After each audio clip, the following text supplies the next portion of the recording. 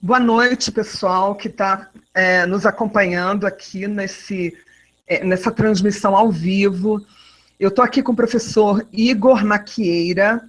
O professor Igor, ele é biólogo, ele é formado pela Universidade Gama Filho, tem licenciatura plena, é bacharel, então, em Ciências Biológicas com ênfase em Biologia Ambiental, é pós-graduado em Gestão Ambiental pelo Instituto A Vez do Mestre, tá, da Universidade Cândido Mendes, tudo isso no Rio de Janeiro, né? O professor Igor está na Cidade Maravilhosa, né?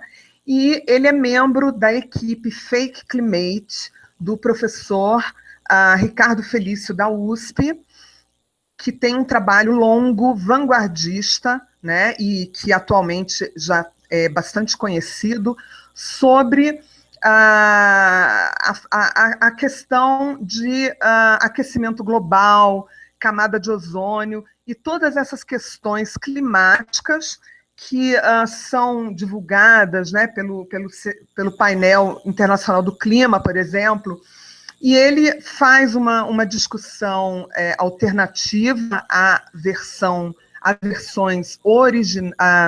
oficiais, né, que são veiculadas na mídia tradicional, na mídia de massa e nos discursos governamentais, discussões muito importantes para que a gente entenda o que está acontecendo e quais interesses existem por trás de alguns discursos, né, que afirmam que o ser humano tem influência, por exemplo, em mudanças climáticas ou mesmo na questão da camada de ozônio. Quando a gente fala ser humano, a gente fala também das suas atividades, atividade agrícola, atividade industrial, e isso, sem dúvida, tem uma repercussão muito grande, porque induzem políticas que mudam hábitos. E, mais uma vez, né, a gente tem que fazer uma reflexão sobre o quão longe isso vai no bem-estar humano, né, no bem-estar da nossa sociedade e também na questão do chamado desenvolvimento, mas que eu diria que são as atividades normais para uma sociedade ser próspera, ter um bem-estar, para as pessoas terem higiene, alimentação. Então, quando a gente fala de mudar hábitos, né, a gente está falando de hábitos de vida, de hábitos que impactam na nossa qualidade de vida, no nosso bem-estar. Então, o professor Igor, ele é da equipe, portanto, do professor Felício. Eu coloquei, né, vários vídeos dele no site Aletheia Brasil, que eu vou deixar o link na descrição do vídeo para quem quiser olhar, né? A gente vai ter esse Hangout lá também disponível. Faz também, o professor Igor se junta a essa equipe, né, do Fake Climate para fazer uma discussão séria e aberta sobre essa questão climática, sobre a questão do ozônio, sobre várias questões ambientais que são largamente propaladas e que nós vamos passar, então, a discutir, contando com a experiência do professor, as pesquisas que ele tem feito há vários anos. Então, boa noite, professor Igor, um prazer ter você aqui com a gente, obrigada por aceitar o convite, né, e por falar para a nossa audiência. Eu só queria, antes, dar aqui as boas-vindas também aos nossos ouvintes, né, as pessoas que estão ouvindo agora essa live, e disponibilizar o chat da live para que elas façam perguntas, e aquelas perguntas que a gente não conseguir responder hoje, tá, por uma questão de tempo, até do próprio professor Igor, a gente vai continuar a discussão, né? Eu posso pegar essas questões e enviar para o professor, e a gente, num momento mais oportuno, a gente responde ou numa outra live, né, num outro vídeo, ou por escrito, a gente vai ver. para não deixar nenhuma dúvida, né, já que a nossa intenção aqui é realmente fazer a discussão com a sociedade, com os interessados, e esclarecer dúvidas que certamente existem a respeito dessas questões. Professor, boa noite. A palavra é com você. Boa noite, Gislene. Boa noite a todos os nossos ouvintes. Pelo contrário, eu é que tenho que agradecer. Eu sempre falo isso a todas as pessoas, universidades, que me dão esse espaço, porque é muito difícil, né? Colocaram um certo consenso, né? E não existe esse consenso, não existe isso, né? Então, nas ciências, né, na verdadeira ciência, você tem que seguir o método científico. Nas ciências das mudanças climáticas, não.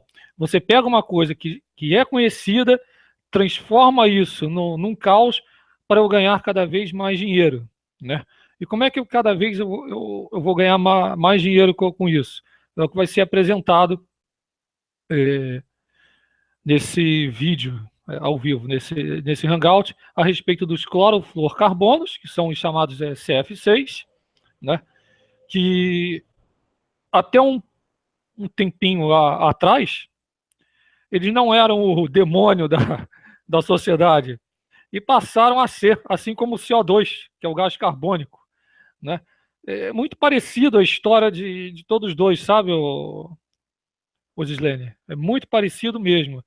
E além de ser parecido, eu me sinto triste, eu converso isso com toda a equipe Fake Climate, mas triste mesmo, não falo isso da boca para fora, porque você começa a pegar os estudos sérios e você começa a ver, puxa, isso é teoria da conspiração? Não, isso é mentira mesmo, né? Existem interesses altamente obscuros por detrás disso, empresas gigantescas, né, de gases, refrigeradores, enfim, né? Isso pegando só o CFC, se for para a parte do aquecimento global, que eles chamam agora de mudança climática, que é um termo pejorativo, né? O que mais faz o clima da Terra é mudar.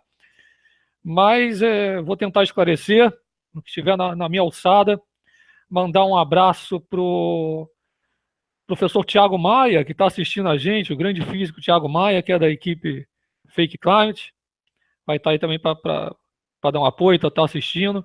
Um forte abraço para toda a equipe, professor Molion, o Tiago, o Ricardo, o Geraldo, o Mário Fontes de Carvalho. Nossa, tem tanta gente, professor Juliano, sabe, Geraldo Lino. São mais de 40, se for colocar ali. E no mundo todo, são mais de 33 mil, né, professores, acadêmicos, cientistas. Não adianta vir certas pessoas e colocarem que a petição que nós assinamos contra essa farsa, que vieram até mim e falaram, não, isso é uma mentira, não é uma farsa. Ou vice-versa, falaram que é uma farsa e não uma mentira. Quer dizer, mas estamos aí. É sinal que a gente está incomodando, é sinal que a gente está demonstrando justamente o que é correto. Exatamente, professor. Eu quero aproveitar e mandar um grande abraço, professor Felício, professor Molion. Eles são verdadeiros exemplos, né? Molion é uma sumidade da climatologia. São sumidades, são pessoas brilhantes, são corajosos, não é? Quando ninguém falava sobre isso, eles ousaram e sofreram consequências, estão sofrendo consequências por isso, não é? Então, eu mando um abraço, eu sou fã dos dois há muitos anos e, assim, é um sonho realmente a gente poder estar aqui num fórum falando deles, das ideias que eles colocaram para a gente, dos esclarecimentos, e com você, que está levando à frente esse trabalho, e acredito que muitos mais virão, né? E nós poderemos fazer uma discussão equilibrada, uma discussão justa para a sociedade, e não eivada de interesses escusos e contrários aos interesses da sociedade. Interesses perigosos. Tá. Eu tenho certeza disso. Mas vamos lá. Professor, eu vou compartilhar então a tela e quando você quiser, que eu mude, eu mudo. O senhor pode ficar à vontade para fazer sua exposição. E o que são, então, CFCs? O que é a camada de ozônio? Vamos esclarecer aqui, vamos colocar isso de modo acessível às pessoas leigas. Afinal de contas, clima, camada de ozônio são temas, né, escolhidos a dedo, né, porque são inacessíveis, em geral, né, às pessoas comuns. Isso mesmo. Então, a primeira coisa que a pessoa tem que entender é esse primeiro slide, que... Não, isso, né? Quais são os constituintes da nossa atmosfera, né?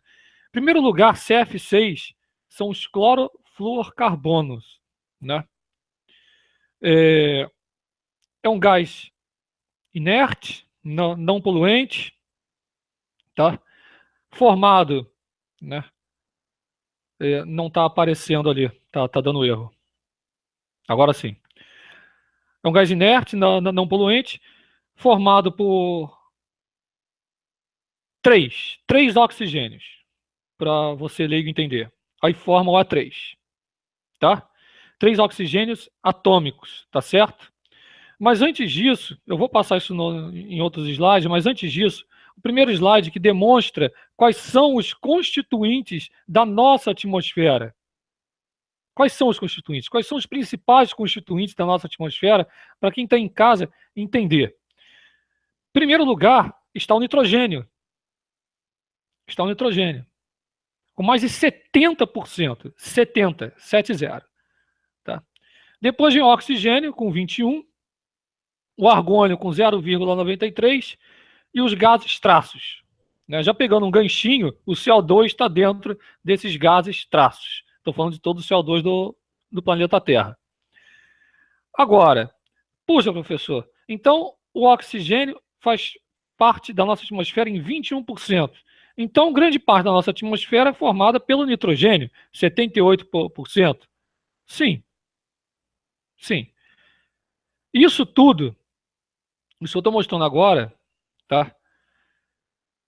É a nossa atmosfera de forma bem resumida. Tem vapor da água também, cerca de 4%, mas enfim, para vocês entenderem, 21 de oxigênio, 78 de nitrogênio. Próximo. Próximo slide, por favor.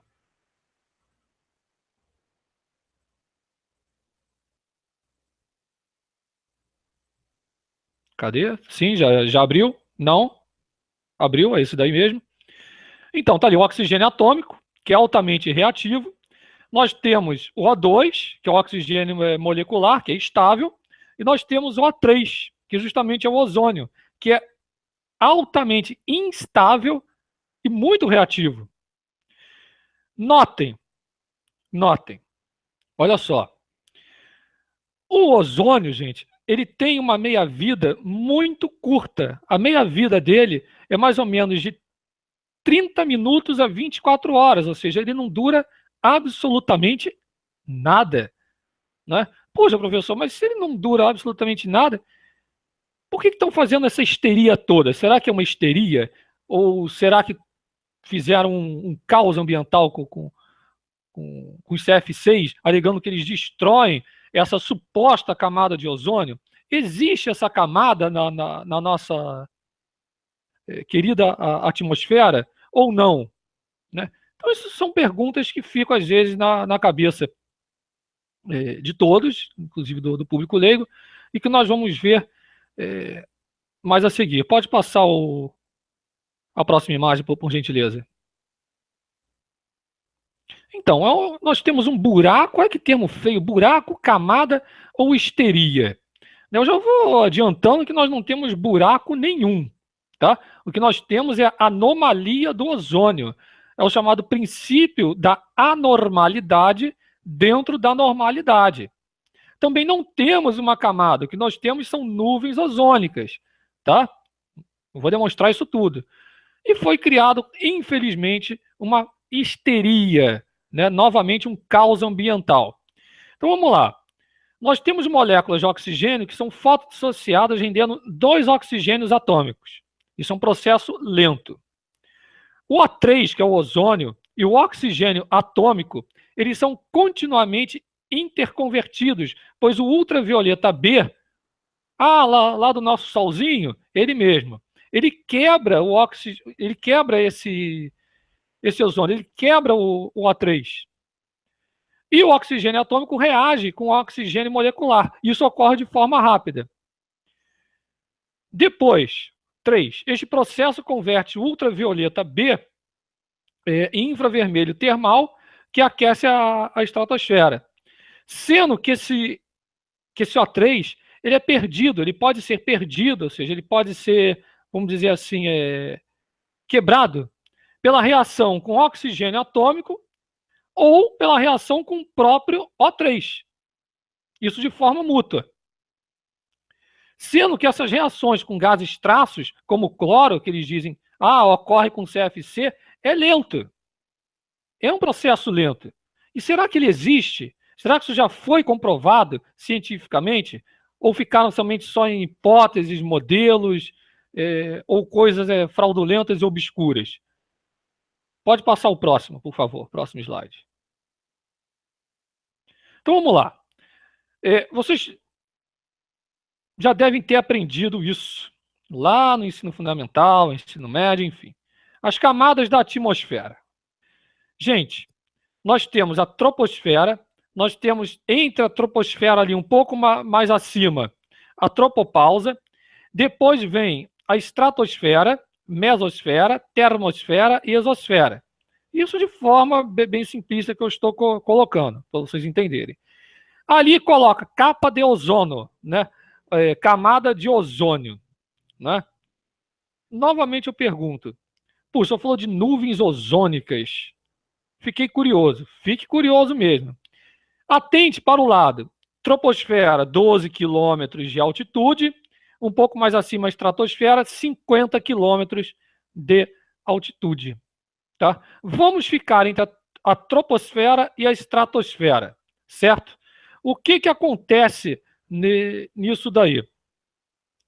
Olha, em primeiro lugar, a troposfera, gente, é a primeira camada da atmosfera a partir da superfície da Terra. Ela comporta cerca de 90% de toda essa massa atmosférica. Acima dela, há a tropopausa. Essa tropopausa, como eu falei, é uma camada intermediária. Ela se situa mais ou menos a 9 quilômetros nos polos e 17 quilômetros no Equador. Acima dela, a gente vai ter a estratosfera. Essa sim, alcança 50 quilômetros de altitude e temperaturas extremamente negativas. E o que acontece? Assim, o nosso querido ozônio, ele é um gás que vai se formar quando o segundo gás majoritário da atmosfera, que eu apresentei lá no início, que é o oxigênio, ele interagir com a radiação ultravioleta da banda C. Poxa, professor, então o senhor está alegando que quando eu tenho uma alta atividade solar, eu vou ter maior concentração de ozônio ou dessas nuvens ozônicas que o senhor falou? Sim, é isso mesmo. Normalmente, isso ocorre entre as partes baixa e média da estratosfera, em altitudes variáveis, dependendo da posição do globo terrestre. Por isso, gente, que essa radiação letal, ela não afeta, vamos dizer assim, drasticamente os seres humanos, né? Ou seja, essa radiação letal, ela não chega à superfície terrestre devido à sua interação com o oxigênio molecular. Agora, e essa concentração que eles falam do ozônio, como é que é medido isso? É alguma unidade, não é? Bom, o maior pai, pode ser chamado pai do ozônio, o maior estudioso do ozônio foi o senhor Gordon Miller Byrne Dobson, tá? Físico, meteorologista britânico. Ele determinou que a espessura total de ozônio seria de apenas 3 centímetros, tá? Isso em seus estudos. Por isso, em sua homenagem, mede-se a concentração de ozônio em unidades Dobson, sendo 100 unidades Dobson, guardem isso, 100 unidades Dobson equivale a 1 milímetrozinho. Poxa, professor, é só isso? Só isso, 1 milímetrozinho de coluna de ozônio. Em suas pesquisas, ele verificou uma média desta concentração, que seria de 300 unidades Dobson. E, professor, mas eu já vi outros vídeos seus, inclusive no seu canal, o senhor critica essas médias, a equipe que critica. Calma, vamos lá. Essa média de 300 unidades Dobson pode ser uma média positiva ou negativa. Se lembre? Se lembra disso? Ou seja, o que é isso? É o princípio da anormalidade dentro da normalidade. Eu posso passar de 300 unidades, como eu posso ter, por exemplo, estudos que comprovam que no passado, sem a presença humana, nós tivemos, sem a influência humana de CF6, nós tivemos 50 unidades Dobson. Então, o princípio da anormalidade dentro da normalidade. Tá certo? Bom, agora, deve estar se perguntando, puxa, o senhor indagou, existe essa camada de ozônio? Infelizmente, esse termo não é o correto. Sabe por quê? Porque a camada só pode ser aplicado para estratos onde uma certa propriedade físico-química se mantém de forma conservativa. Tá certo? A chamada ozonosfera, como parte da base da estratosfera, tem a probabilidade de formação de ozônio. Porém, essa formação não é garantida, como os livrinhos, apostilas de colégio gostam de transpassar. Tá? Tanto é que o ozônio tem uma meia-vida de meia hora, de 30 minutos a 24 horas. Certo? Perfeito? Olha só. Então, como é que se dá, né, essa formação, essa destruição do ozônio? Puxa, isso tudo faz sentido? Eu apresentei lá em cima como é que se dá essa destruição do ozônio e a sua formação. Bom, agora, sem a presença de radiação ultravioleta C, não há formação de ozônio. Por isso que durante o inverno polar, as concentrações desse gás caem abruptamente, caem absurdamente, né?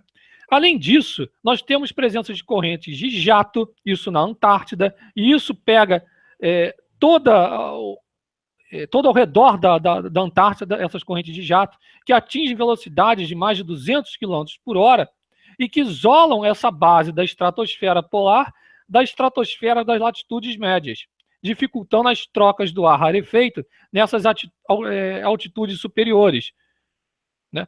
Onde, nas baixas latitudes, há maiores concentrações de ozônio, ao contrário do que ocorre nas latitudes altas, deficientes deste gás no período invernal. Ao chegar na primavera, a situação se normaliza.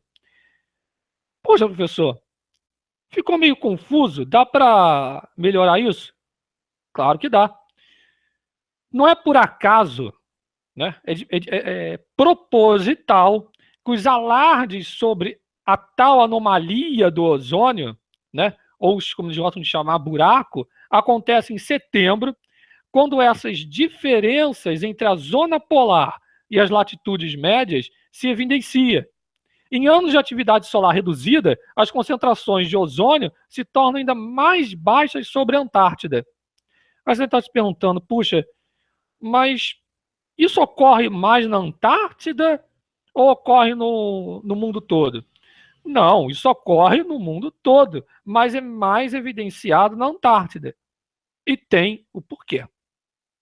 Tá? Mas vamos seguir. Vamos deixar as curiosidades mais para frente. O que aconteceu? Se aproveitando de várias coisinhas, um cientista denominado Mário Molina, em 1974, foi um dos precursores a relacionar as atividades humanas, ou seja, os CF6, e a destruição da camada de ozônio. Tá? O que aconteceu? Eles conseguiram.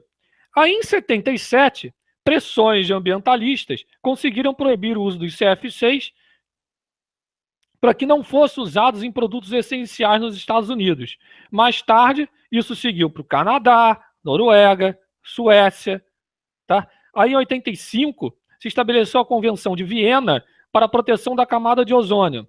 Aí, em 87, justamente com a NASA, né, 87, 88, surge o painel do ozônio. Detalhe que 87 também é o ano do relatório Brundtland, que divulgou que futuramente ia faltar de tudo no planeta Terra. Só faltando colocar a escassez de areia e baratas, não é? E detalhe que nada disso ocorreu, né? E uma coisinha que eles não conseguem explicar. Como pode o CFC reagir com o ozônio que está na estratosfera, está a 50 quilômetros de altitude? Como é que pode? Se, por exemplo, eu vou citar dois tipos de CF6, o Freon 11 e o Freon 12, que tem peso molecular de 137,51 e o outro de 121,01.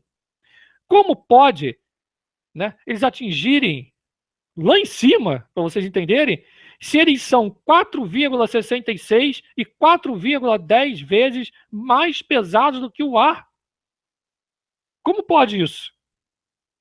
Quer dizer, é uma física básica impossível, né? Nunca se explicou como eles conseguiram atingir a estratosfera. E o mais chocante de tudo, olhem só, que as atividades humanas liberam cerca de 7 milhões de toneladas de CFC. As atividades humanas. E os ciclos naturais, professor? São esmagadores? São. Só dos oceanos, que ocupam 71% deste planetazinho, são 600 milhões de toneladas de cloro naturalmente emitidos. Mais 36 milhões de toneladas pelos vulcões. Ou seja, a quantidade de cloro liberada por fontes naturais supera em 80 mil vezes os incriminados CF6. É mole? Quer dizer, é chocante isso. Ou seja, jamais poderiam levantar essa hipótese. Supera em 80 mil vezes, não é pouca coisa. Tá certo? E pegando um pouquinho da Antártida, o que acontece ali? Tem uma coisa bem marcante. A Antártida tem uma atividade vulcânica considerável. Nós temos a presença do Monte Erebus, que tem 3.794 metros de altitude, localizado na ilha de Ross, e está ativo desde 1841. Lança diariamente 1.200 toneladas de gás clorídrico e 500 de fluorídrico, de forma constante, porque aquele negócio lá é do tipo fumegante. Tá certo? Então, são mais de 400 mil toneladas de cloro por ano, superando em 58,4 vezes. Tá certo? Supera em 58,4 vezes as emissões humanas, que supostamente, as emissões de CFC, que estariam destruindo essa camada de ozônio. Então, em menos de uma semana, o vulcão produz toda a produção anual de CF6. Só esse vulcão na Antártida. Tá certo? Puxa, professor, que interessante. Bastante, não é? Mas vamos lá. E isso, além de científico, tem toda uma parte histórica disso, certo? Toda uma parte histórica, geográfica, entendendo? Por volta de 86, Susan Solomon, equipe da NASA, lançou 33 balões. Olha só como é que eu fabrico um resultado falso positivo, vamos dizer assim. Lançou 33 balões com sensores de cloro em McMurdo, tá? Na Antártida. Lançou esses balões numa localidade da Antártida, para vocês entenderem, que está a apenas 27 quilômetros desse vulcão, que libera cloro. Olha que interessante. Ou seja, gerou resultados tendenciosos. Milhares de cientistas na época indicaram que ia gerar resultados tendenciosos. Já sabiam o que iriam encontrar. Quer dizer, aí foi uma festa. Aí comprovou o que eu quero. Ah, tem bastante cloro aqui e está destruindo a camada de ozônio. Besteira. Para piorar, na década de 80, Brasil, China, Índia eram grandes potenciais no setor de refrigeração. Aí as patentes dos CF6 tinham se tornado domínio público, era um domínio público na época, mais ou menos $1,40, tá? Mas já estavam sofrendo pressões né, nessa época, nessa década, pressões de ambientalistas, de ONG, de burocratas, de governos, e grandes empresários gastaram mais de $500 milhões em campanha contra os CF6. Tá certo? O que aconteceu? Na década de 90, tá? O professor, inclusive, Luiz Carlos Baltacero Molion, escreveu uma carta para o atual presidente Fernando Collor, tá? Alertando a respeito desta suposta fraude, vamos dizer assim. Aí depois, na década de 90 também, ocorre a chamada Rio 92, Eco 92, aquele negocinho lá. E o FMI estava colado no país naquela época, onde não só o Brasil, como 59 nações foram forçadas a assinar esse acordo para reduzir ou banir o CFC até uma determinada data. Eu vou demonstrar isso no final. Olha, vocês assinam um acordo, ou não tem financiamento, ou a gente vai rasgar vocês no pescoço. Né? Bom, o que aconteceu? No sítio do OTP, que é o painel do ozônio, está bem descrito que Estados Unidos, olha só, Estados Unidos, Holanda, Espanha e Grécia podem produzir CF6 para atender, vamos dizer assim, emergências e necessidades básicas, mas não esclarecem, não são bem claras. Que emergências são essas? Que necessidades básicas são essas? Ou seja, eles podem produzir um gás barato, inerte, né? Não poluente, as próprias bactérias do mar digerem ele. Ah, não. A gente pode produzir, a gente vai usar também os HCF6, que são os substitutos dos CF6. O que são os HCF6? São os hidroclorofluorcarbono. Se lembra que eu citei que o CFC custava uma base de $1,40? Os HCF6 custam $128 o quilo. Professor, só falta eu falar que depois do CFC, que substituiu pelo HCFC, vem outra substituição? Sim, os HF6. Tá? Os HF6. Então, tenho os clorofluorcarbonos, os hidroclorofluorcarbono, e eu tenho o hidrofluorcarbono. Certo? Perfeito? Aí se utiliza, por exemplo, o R407, o R410, tá? Temos o 134 também. Aí o que eles alegaram? Não, tem que substituir isso pelo HCFC22, um exemplo. Sendo que eles descobriram, né, que esses gases novos, refrigerantes, né, que abastecem o seu ar-condicionado, não é? O desodorantezinho spray, né, a geladeira, e detalhe que eu esqueci de citar, que quando baniram os CF6, foi um boom, estourou um boom de doenças, né?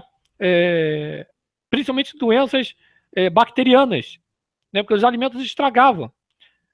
Ainda alegaram que isso era sustentável. Você teve que trocar toda a matriz industrial, ou seja, fabril, as fábricas, teve que jogar suas geladeiras e ar-condicionados antigos fora, porque não tinha manutenção, não tem gás para eles. Então é maravilha. Agora o mais assustador. Se lembra que eu falei no início? Interesses obscuros.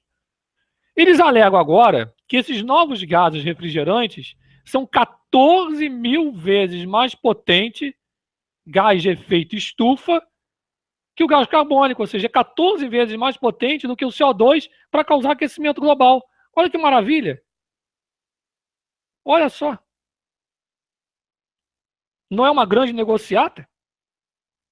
Puxa, professor, mas quem foi que comprovou que esse, vamos dizer assim, CFC não agride a camada de ozônio? Surpresa! E antes disso, até 2012, o acordo que Estados Unidos e China assinaram para proibir os HF6. Eles assinaram esse acordo para proibir ou diminuir quase que totalmente os HF6, tá? Em 2012. E até 2040 vai ser vamos banir totalmente os gases refrigerantes atuais, porque eles estão causando aquecimento global. E aí? Mas alguém comprovou isso? Não. Não é uma hipótese cientificamente comprovada, não passa de uma hipótese. Tá certo? Bom, agora vem a chave, tá chegando a chave disso tudo. O que aconteceu? Em 1950, o senhor Randolph Pindorf, do Laboratório da Força Aérea em Cambridge, tá? Analisou os dados do período de 26 a 42 da estação de Tromsø, no norte da Noruega. E ele notou, naquela época, registros de concentrações de ozônio de valores tão baixos quanto 50 unidades de Dobson. Professor, então o senhor está certo. Porque 50 unidades de Dobson, 100 unidades de Dobson, se lembra? 1 milímetro. Eu falei isso lá atrás. Puxa, 50 unidades de Dobson. E além disso, ele encontrou uma grande variabilidade diária com um fator quase 10, ou seja, uma variação de mais de 1000% entre o máximo e o mínimo registrado, ou seja, existiam registros muito maiores que 500 unidades de Dobson. Isso em um único dia. 500, 50, 50, 500. Puxa, sem influência humana alguma? Sem influência humana alguma. Porque quanto o homem lançava de CFC naquela época? Né? Até no Polo Sul também se verificaram valores de apenas 125 unidades de Dobson, que é baixíssimo. Tá? Então, o que acontece? Acontece aquelas grandes quedas realmente durante o inverno, tá? E uma recuperação dessas concentrações no final da primavera. Agora, esse termo buraco, né? Buraco. De onde surgiu isso? Simples. Essa expressão buraco na camada de ozônio, tá? Nasceu por causa das cores geradas pelo satélite Nimbus 7, lançado em 1978, 2 anos após a morte de Dobson em 76. Ele não era colorido, então ele gerava justamente, pareciam uns buracos, quando não se tinha essas nuvens ozônicas, tá? Porém, Dobson nunca chamou isso de buraco, e sim de anomalia do ozônio. Tá certo? O próprio Dobson, na década de 60, minha gente, utilizando dados coletados na Antártida, durante o ano geofísico internacional, entre 57 e 58, estendido até 59, ele escreveu em seu livro que as anomalias na camada de ozônio sobre a Antártida são perfeitamente naturais. Ele nunca utilizou esse termo ridículo. Tá certo? Então, o Freon 12, que custava cerca de $1,70, $1,40, foi substituído pelo R34, que custava $20, tá?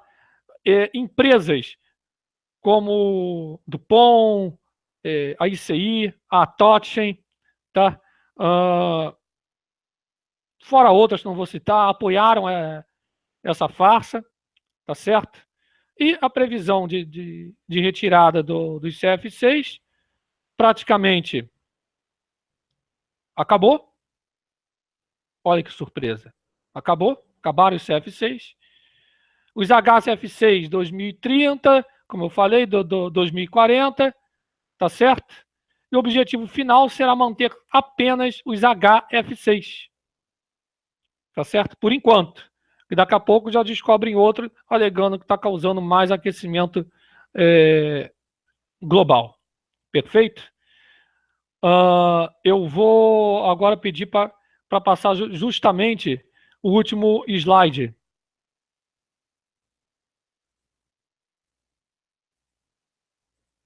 Ok, professor, pouquinho eu vou...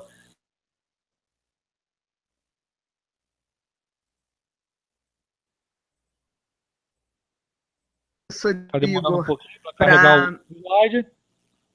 Para mandar um beijo para o professor Ricardo Felício, que está aqui me dando a maior honra de assistir ao seu Hangout no meu canal. Isso é uma honra. Um abraço para o doutor Ricardo, um amigo, um parceiro, um irmão. Aliás, todos dessa equipe maravilhosa são pessoas educadíssimas, são pessoas finíssimas, sabe? Humildes, prestativas, tá entendendo? Que me ajudaram muito. Muito na minha monografia. A gente chama de verdade, mas isso é uma outra história. Eu vou compartilhar a tela, professor Igor.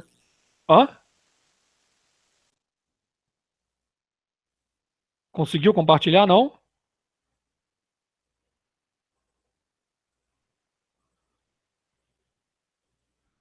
Era isso que estava acontecendo comigo. Ele não... Agora foi. Pode parar aí. Pode parar aí. Esse é o grande finale, vamos dizer assim. Puxa, professor, não estou entendendo nada. Está escrito ali em cima TVS, ozono. Não está escrito isso não. É só uma brincadeirinha. Gente, ali em cima, reparem na linha rosa. Se baseiem só na linha rosa. São as concentrações globais médias mensais de ozônio comparadas com as mínimas registradas em 1996. Eu gosto sempre de ser um pouco sarcástico no grande finale.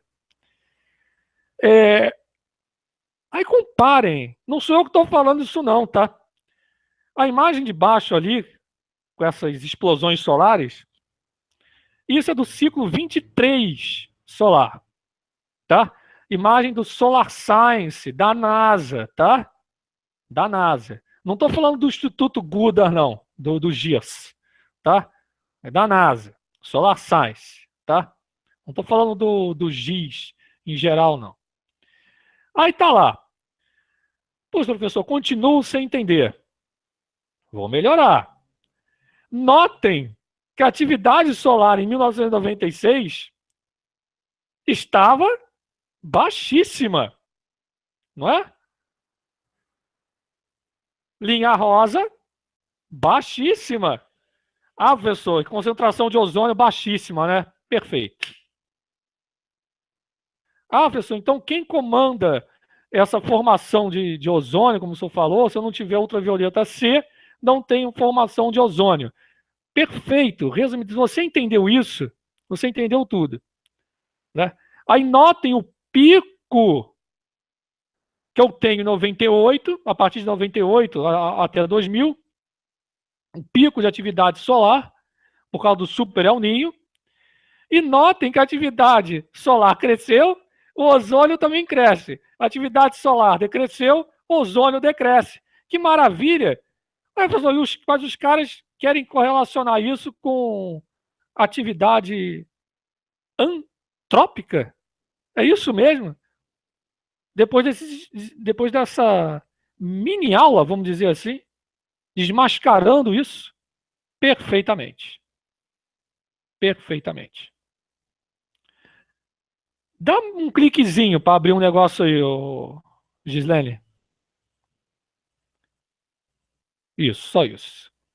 Aí chega em 2008, o laboratório Jet Propulsion da NASA mostrou que a reação que ganhou o prêmio Nobel não pode acontecer, ou seja, o CFC não destrói o ozônio. Porque depois da farsa toda montada, e detalhe, desmascararam isso tudo e não caiu. Continuou. Não, o CFC, o ozônio e blá blá blá. Quer dizer, e aí? Ah, professor Igor, o senhor está não sei o quê, o senhor está fazendo. Não, tá aqui, ó. Tá aqui. Ah, mas quem foi que ganhou o prêmio Nobel? Dá mais um cliquezinho.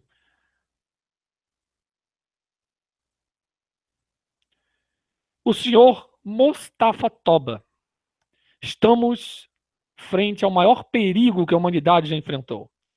Essa foi a frase dita pelo Dr. Mostafa Toba, diretor executivo do Programa das Nações Unidas para o Meio Ambiente, ganhador do Prêmio Nobel pela descoberta em seu projeto de pesquisa da destruição da camada de ozônio pelos CF6.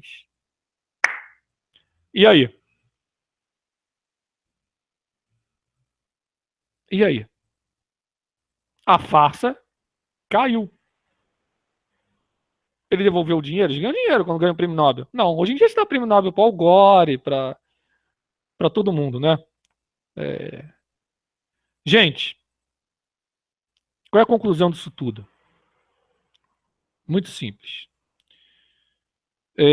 Vivemos tempos muito obscuros, não só em âmbito nacional, independente de qual ideologia você tenha. Ali você pode ter uma ideologia, mas na ciência não. Na ciência, você tem que ser totalmente, vamos dizer assim, ético. Você tem que ser verdadeiro. Você não pode pegar uma coisa que é conhecida, transformar isso num caos, aí apoiado por uma mídia, né, que adora um caos. A mídia está pautada no medo, na morte, no futuro, no falso caos ambiental. Não é assim que se trabalha. Você tem uma hipótese, você tem uma experimentação, né? Você tem uma hipótese, uma teoria, você tem uma experimentação para comprovar essa hipótese. Tá certo? E de acordo com a extensa bibliografia que existe, né, existente, vamos dizer assim, nunca foi comprovado isso, pelo contrário. Pelo contrário. E para piorar, ninguém fala mais nada. Nós estamos no ciclo solar 24 de baixa atividade. Vamos entrar no ciclo solar 25, também de baixíssima atividade, lá por volta de 2019, que vai ser de mais baixa atividade até do que o ciclo 24. E eu pergunto, cadê a mídia? Cadê? Porque baixa atividade solar, menor concentração de nuvens ozônicas, menor concentração de ozônio, né? Ah, professor, e isso também está no Solar Science? Está. Pode dar mais um clique, professora Gislene.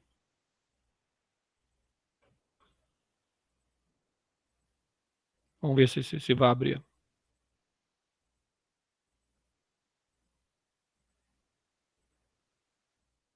Cadê? Não?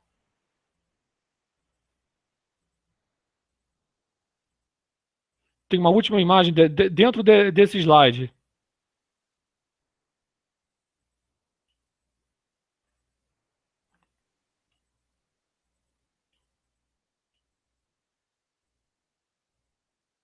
Não abriu?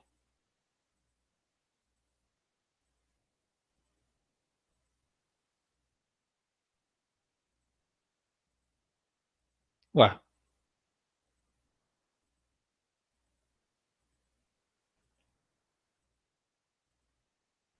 Tá carregando a imagem. A imagem, gente, é justamente do Solar Science também, demonstrando o ciclo solar 24 e o próximo ciclo 25 de baixíssima atividade, tá? É atual.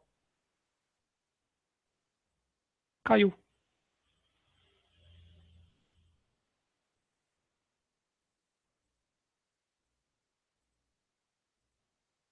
Deu um probleminha na conexão da Gislene.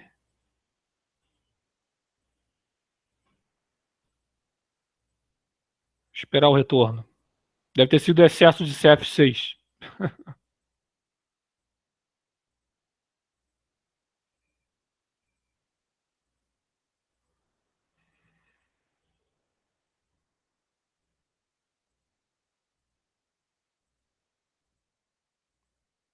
Aguardar um pouco, deve ter dado algum pico na conexão.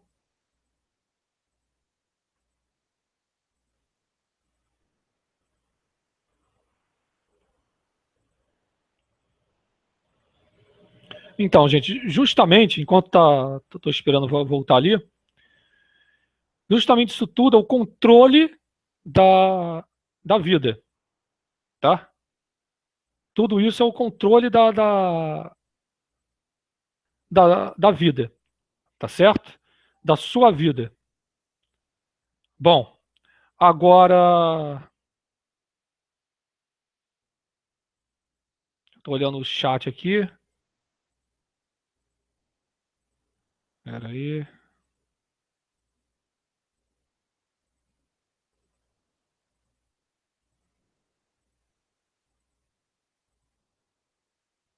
Deu um probleminha aqui na conexão da Gislene. Bom, mas aí, o que é o controle da vida? Através desses protocolos, né? Através desses acordos ambientais fechados, vamos dizer assim, entre quatro paredes, que ninguém sabe ao certo o que está escrito ali, né? Às vezes até, por exemplo, sanções militares podem estar contidas ali, como nos acordos climáticos. Então, gente, a gente tem que tomar cuidado, tem que estar em alerta sim, tá certo? Cada vez os produtos que contam com esses gases refrigerantes vão se tornar mais caros, tá? E não pense, não uso ar-condicionado que se dane. Mas os desodorantes e outros produtos, geladeiras para medicamentos, vão se tornar cada vez mais caros, porque esses gases são muito caros. Entendeu? Eles alegam agora que causam o chamado aquecimento global. Quer dizer, não tem como. Eu estou esperando justamente a professora voltar. Se tornar mais caros.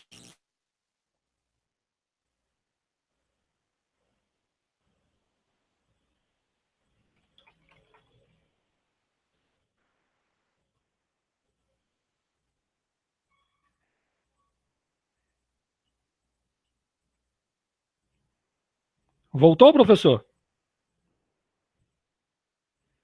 Alô? Gislene? Professor, eu voltei, mas realmente logo a minha internet você problema, né? Então, eu estou aqui tentando compartilhar a tela, você pode continuar. Isso. Não, praticamente eu já finalizei, eu já expliquei o que seria o último slide, que justamente a imagem do Solar Science, demonstrando que o ciclo solar, tua conexão voltou agora, o ciclo solar 24, ele vai ser, ele é de baixa atividade, desculpe, e o ciclo solar 25, que vai começar lá por volta de 2019, ele vai ser de tão baixa atividade quanto o 24, entendeu? São dois ciclos solares seguidos de baixa atividade com baixa concentração de ozônio, porque eu não tenho a formação eu preciso do ultravioleta C justamente para eu gerar o ozônio, entendeu?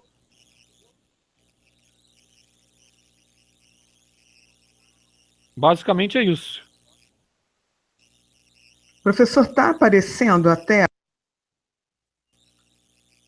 O senhor me fala se está aparecendo, tá? Tá demorando um pouquinho. Agora foi, apareceu.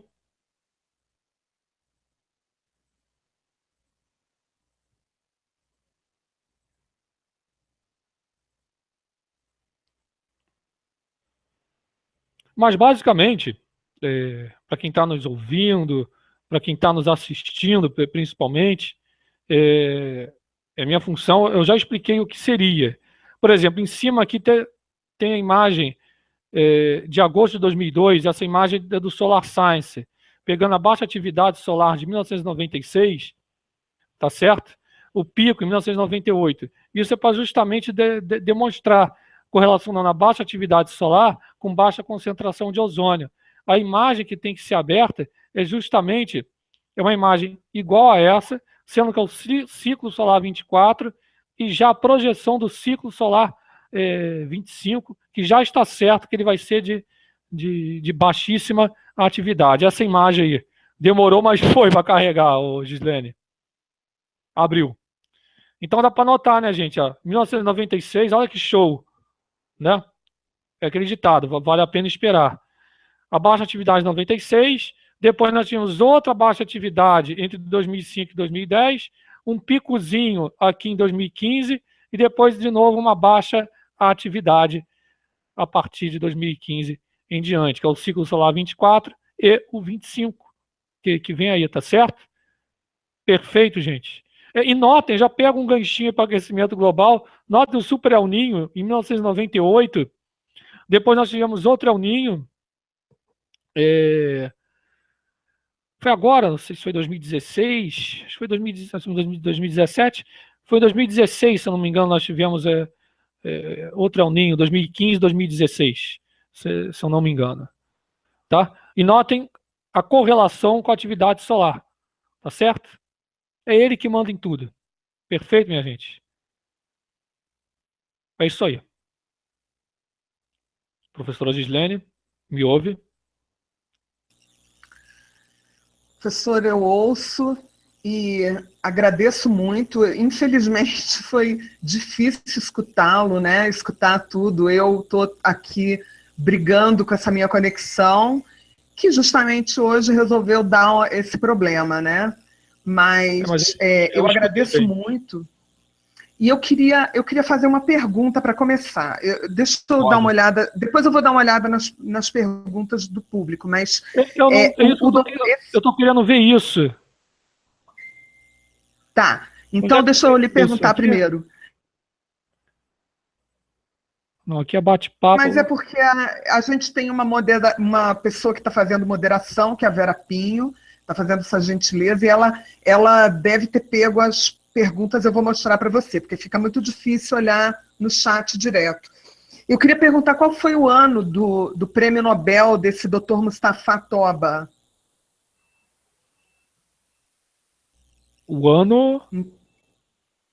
O ano em que ele ganhou esse prêmio Nobel por esse alarme em relação ao grande perigo da camada de ozônio. Esse prêmio Nobel, o senhor sabe? Pera aí, eu tenho isso em arquivo.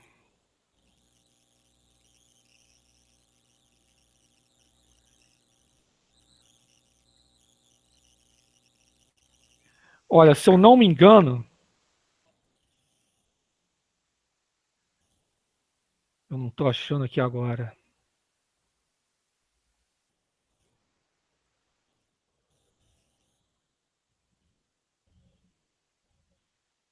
Pera aí.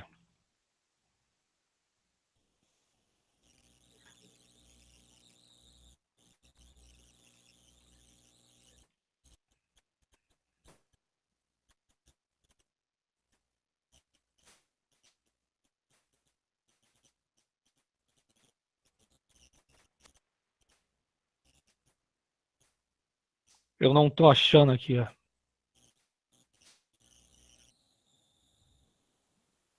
Em que ano que ele ganhou. Só para a gente fazer um exercício aqui de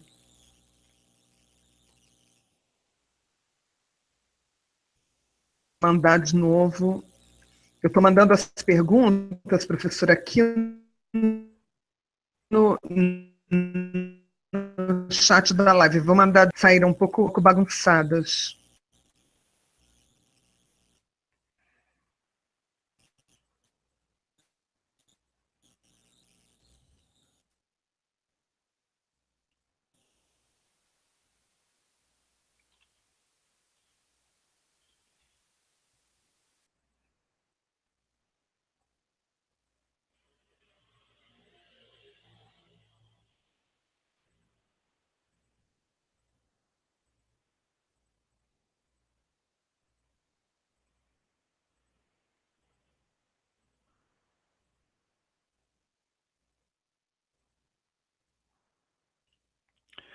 Nós temos outros cientistas que... Você me ouve?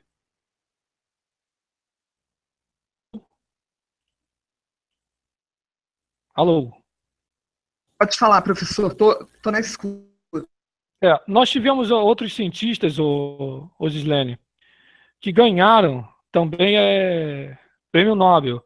Por exemplo, o senhor Frank Sherwood Holland, professor da Universidade da Califórnia, ele ganhou o prêmio Nobel de Química em 1995. Ele foi um dos que denunciaram também essa histeria, né, de buraco na camada de ozônio.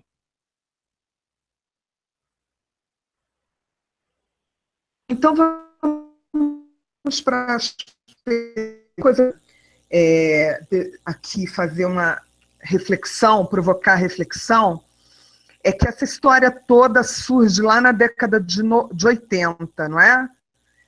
Junto com o aquecimento global e tal. E quantas são até que a imprensa tradicional, que essa mídia tradicional reconheça publicamente que não tem, que foi um erro, que não é bem assim, né? Ou seja, que dê acesso a uma grande parte da população que recebe essa mídia essa informação correta, não é?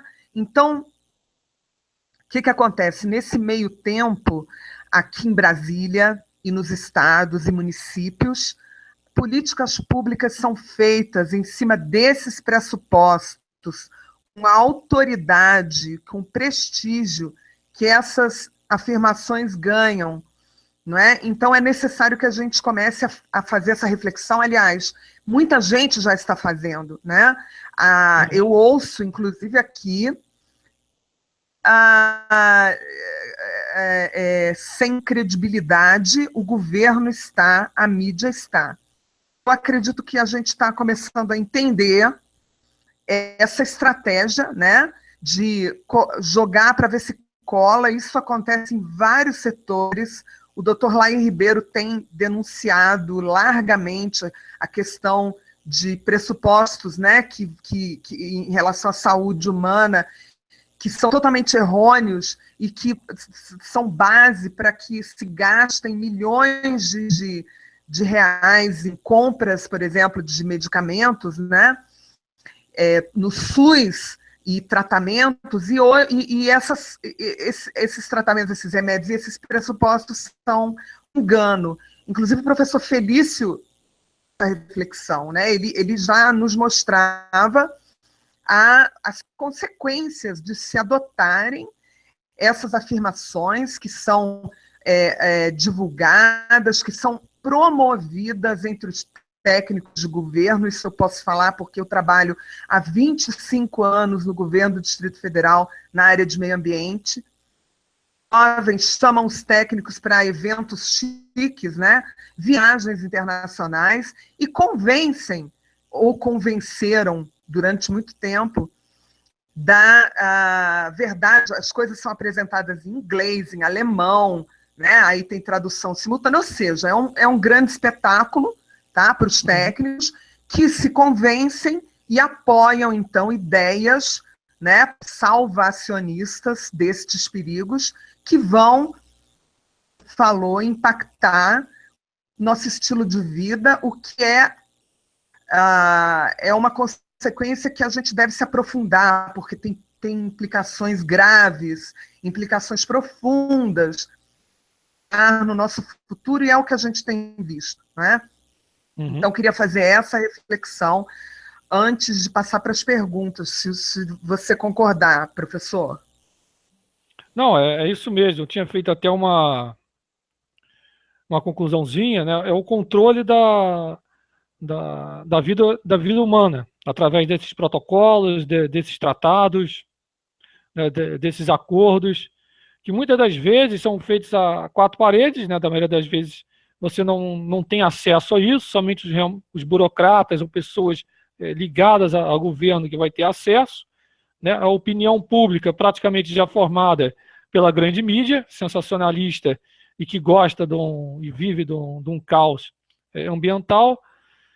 E isso vai ser muito prejudicial, já foi, pessoas ficaram doentes por causa desse banimento dos CF6, de banir os CF6 sem mais nem menos, sem uma, vamos dizer assim, uma comprovação científica, né? Não houve isso não passou de uma hipótese, e uma hipótese nunca é comprovada cientificamente. Mas fica aí o alerta, né? Porque tá difícil. A nossa função é essa, é informar.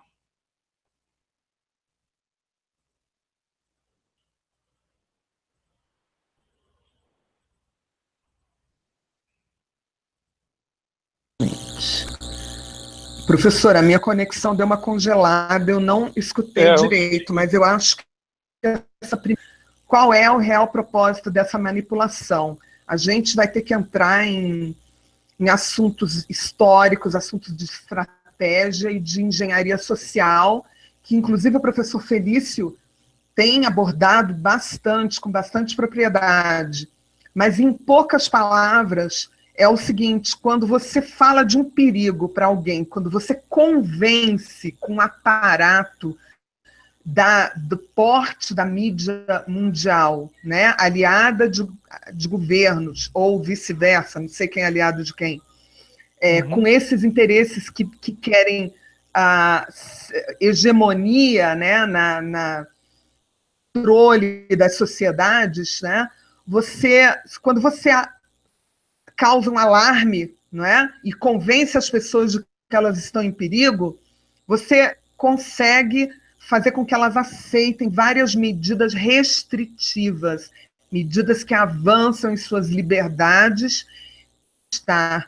Olha o que está acontecendo aqui em Brasília. Nós estamos com um racionamento de água, tá? É um racionamento que é dito que é positivo, porque já passar por uma crise de escassez, né? Então, a propaganda vem sendo feita há anos. O governo federal vem falando há anos, né, que você deve tomar banho só com 15 minutos, ou seja, ele está querendo mudar o tempo que você leva para tomar seu banho. Né? Para economizar, porque é necessário. Agora, higiene não é necessária? Bem-estar não é necessário? O orçamento está sendo gasto em quê?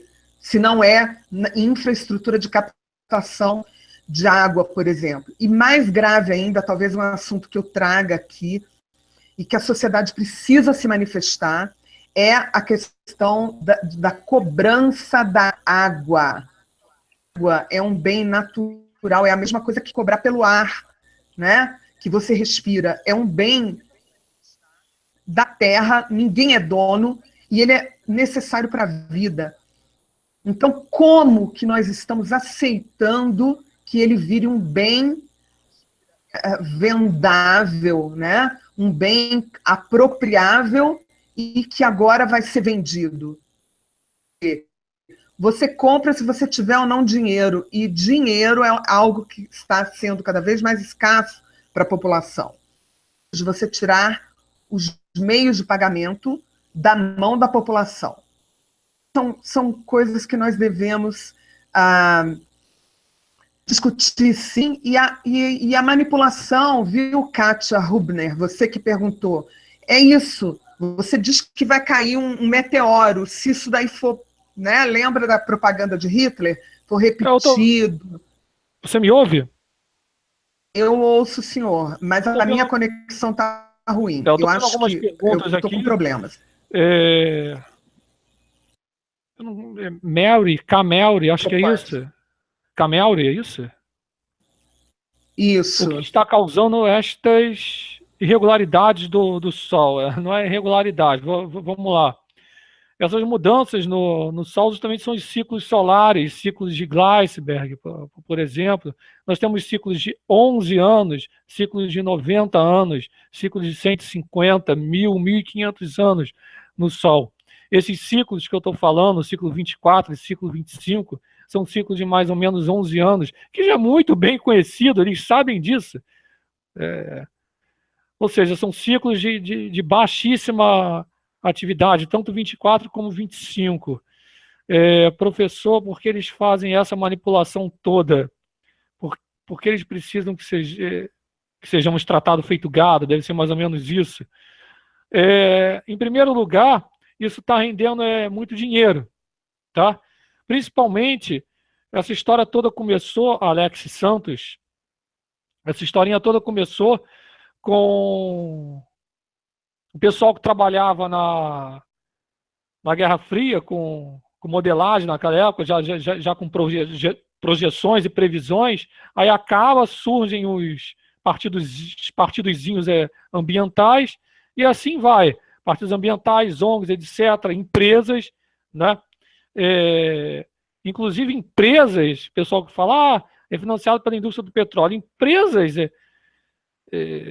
de derivados do petróleo se utilizam disso aí, ganham dinheiro com essa suposta causa ambiental, essa suposta causa verde. E por que eles precisam que sejamos tratados feito gado? Foi bem marcante a sua indagação e afirmação. Sim, é um novo colonialismo, é o neocolonialismo, né? O que não dá certo lá fora, você manda para cá. Não sei se você reparou, eu falei que Estados Unidos e outros locais continuam produzindo CFC, né? Para emergência ou para ser usado em coisas que não vão agredir muito o meio ambiente, né? Mas que coisas são essas? Que emergência é essa? Quer dizer, é totalmente ridículo. E justamente eles querem manter, sim, justamente os países em desenvolvimento como suas eternas colônias. Você ganha muito dinheiro com isso, né? Praticamente, você vê $1,70, $1,40, passa para $128 o quilo de um novo produto, de onde eu tenho que mudar toda a minha matriz energética. O que isso tem a ver com sustentabilidade? Pelo contrário, é bem insustentável. Tem outra pergunta ali? Não, é a mesma pergunta, não tem outra ali. Pergunta de Vera Pinho. Você acha que a humanidade está se libertando dessas mentiras ou estamos cada vez mais sendo vítimas de falsos alertas sobre catástrofes naturais e econômicas? Em parte, o Camelri, acho que é assim que se pronuncia. Olha só. Sim, por exemplo, não é por causa do Donald Trump estar lá, não, mas os Estados Unidos, mesmo com Barack Obama, já estava se libertando da fraude do aquecimento global há muito tempo. Há muito tempo. Né? Eles sabem já disso daí, grande parte da população, eles têm um acesso melhor do que nós temos aqui. E a coisa é tão grave, por exemplo, grande parte de assalariados, eu recebi relatos que não estão conseguindo pagar suas contas de energia, mudando um pouco o foco, tá? Você falou ali, se a humanidade está se libertando dessas mentiras. Está sim, tá? Mas ainda a passos lentos, principalmente no Brasil. Estamos sendo cada vez mais vítimas de falsos alertas. Algumas vezes sim. Algumas vezes sim são falsos alertas. Por exemplo, até esse furacão que teve agora, o Harvey, que falaram que não sei o que ele vai ganhar força, ele se transformou numa simples tempestade, né? Ele foi perdendo força. Né? Causa tragédia, óbvio, mas fazer o quê? Você tem chamada vulnerabilidade climática. A gente não pode confundir fenômeno com vulnerabilidade. Né? A população está concentrada numa cidade, vem um furacão, ou vem um tornado, ou vem qualquer fenômeno climático, ele vai passar por cima daquilo ali e acabou. O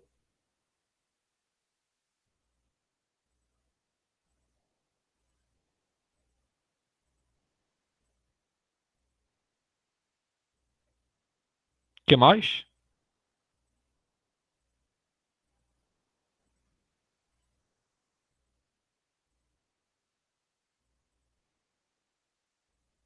Gislene, você me ouve?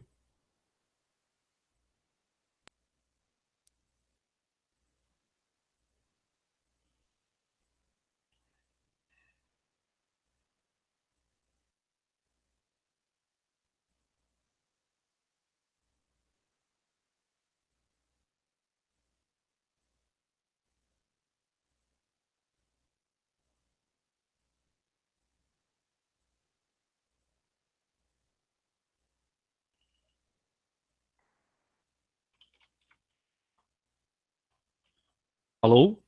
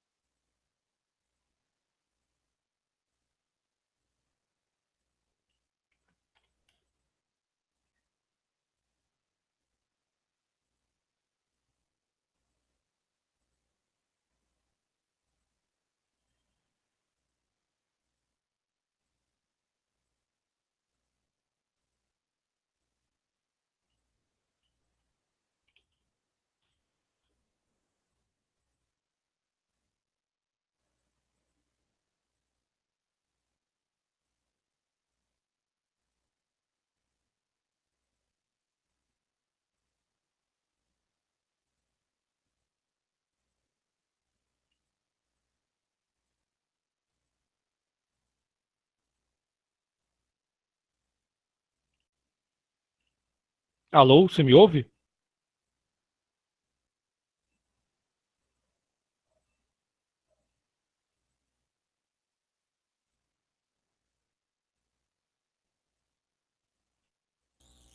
Professor, Você me ouve? aqui eu te ouço, mas eu já caí, já voltei, já caí. Você Eu tô pode vendo. continuar. Eu não sei em que Não, ponto. praticamente já encerrei. Lembrando com o Mostafa Touba, tá? É, ele, ele veio na Rio 92, tá?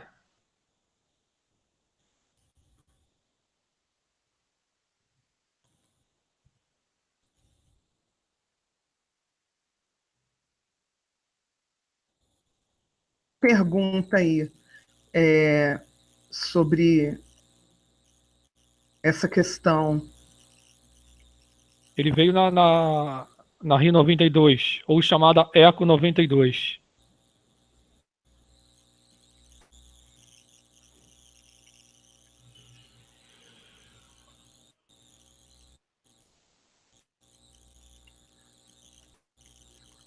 O senhor está vendo aí no chat,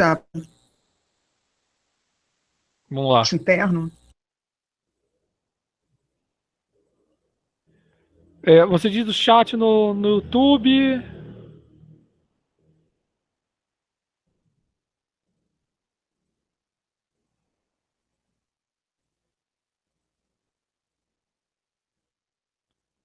Qual país está atento a. Qual país está mais atento a essa manipulação? É isso?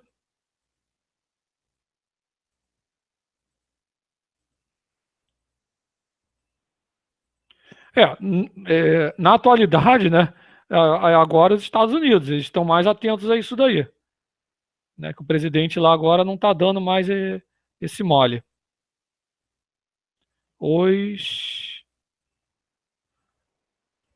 A ARP.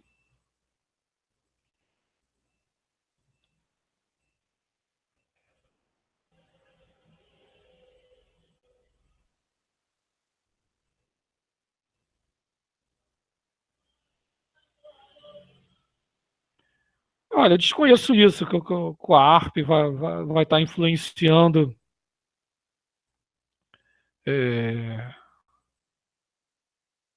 esses eventos climáticos ou esses eventos na parte do CFC.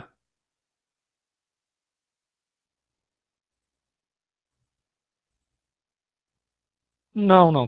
Camada de ozônio, basicamente, a energia solar que influencia para a formação de nuvens ozônicas ou não. Tá? Elisete Rocha.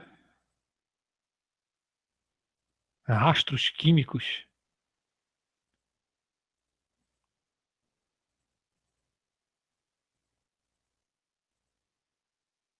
Sim, para a formação de ozônio, não. Repito novamente, basicamente energia solar, que vai, através da variação da intensidade da energia solar, tendo ultravioleta C, eu tenho formação de ozônio. A tecnologia mundial. Não, nós temos a tecnologia está aí para ser usada e vai ser cada vez mais avançada.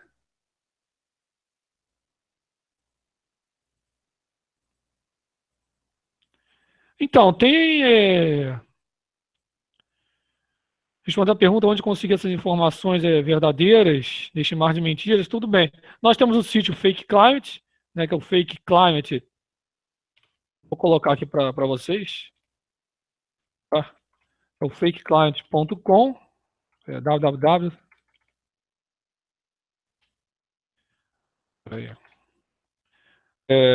.fakeclimate.com. Nós temos o fakeclimate.wordpress, que é o nosso blog.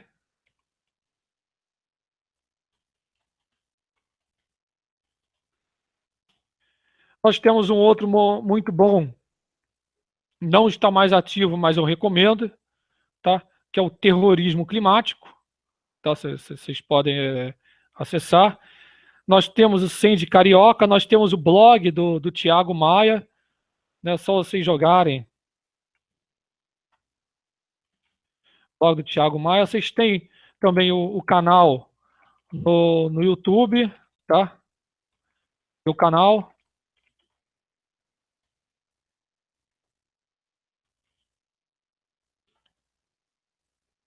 Tá? E eu vou responder, eu vou deixar anotado aqui o ano que o Mostafa Tomba recebeu o prêmio Nobel. Pode falar, Gislene.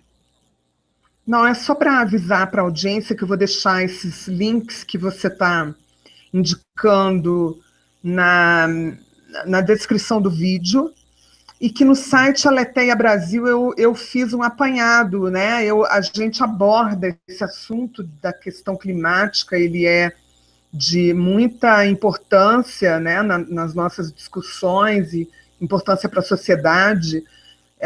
E nós fizemos, né, links para esses fóruns de discussão, e alguns que eu estou sabendo agora, por seu intermédio, vou incluir lá também. Brasil. Mas é isso. Basicamente, não tem mais o que falar.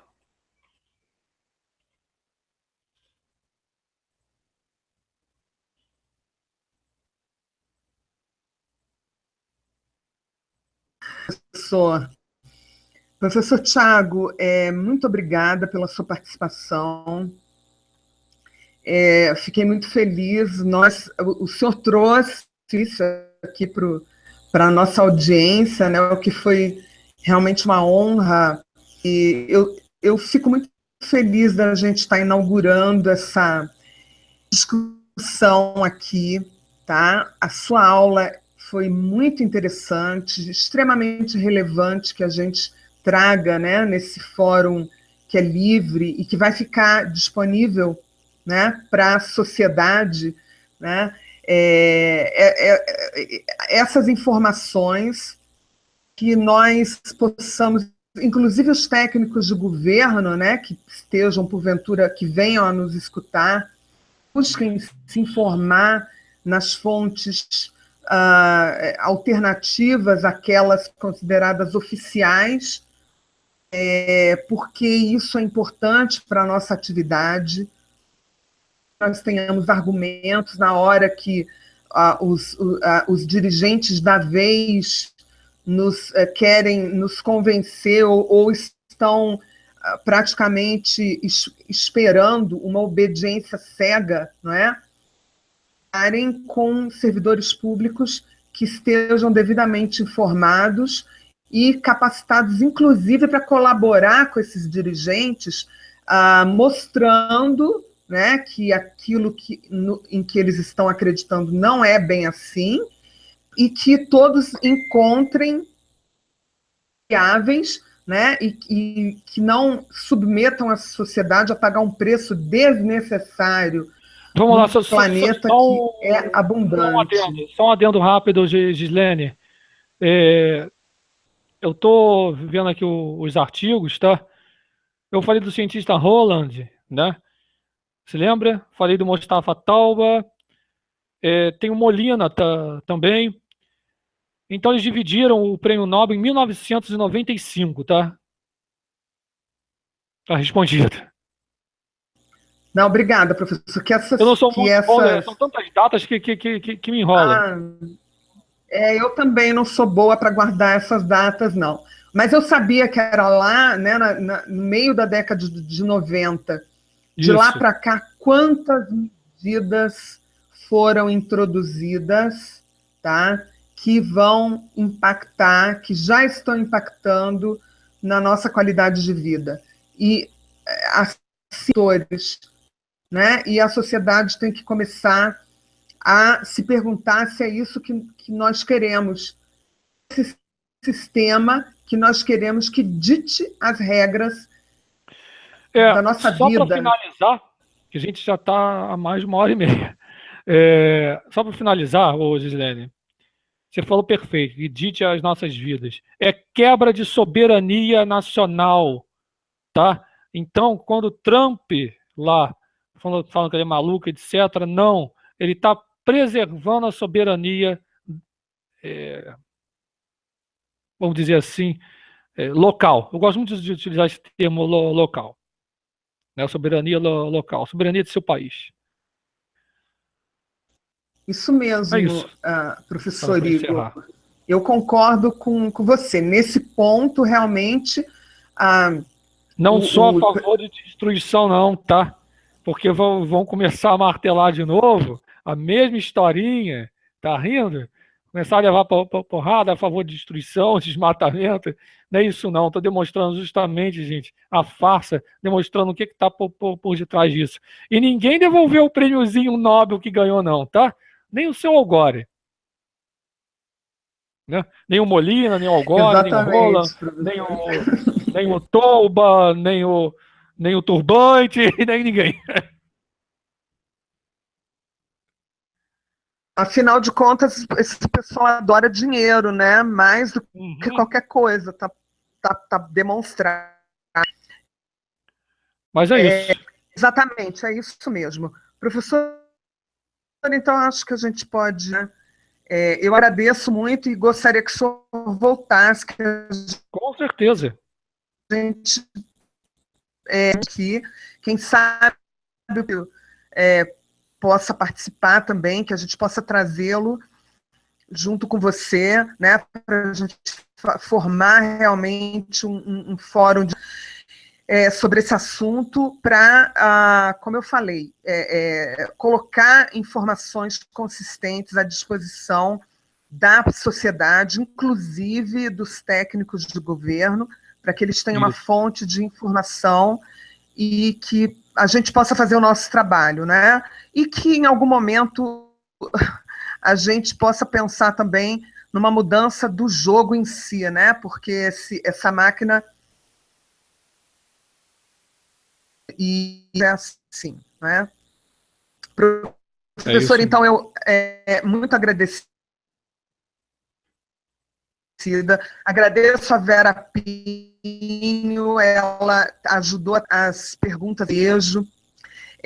Eu agradeço.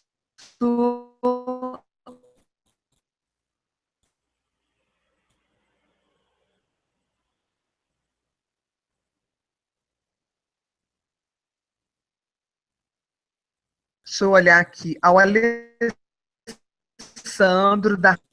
do Paraná. Obrigada, Alessandro.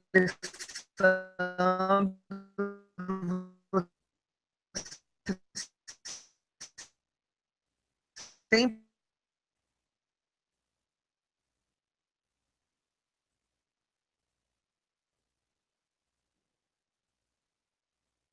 Sua conexão travou de novo.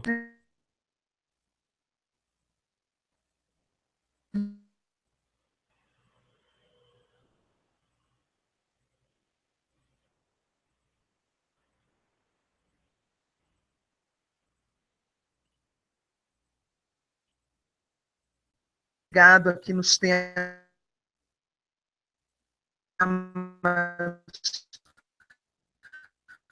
Nos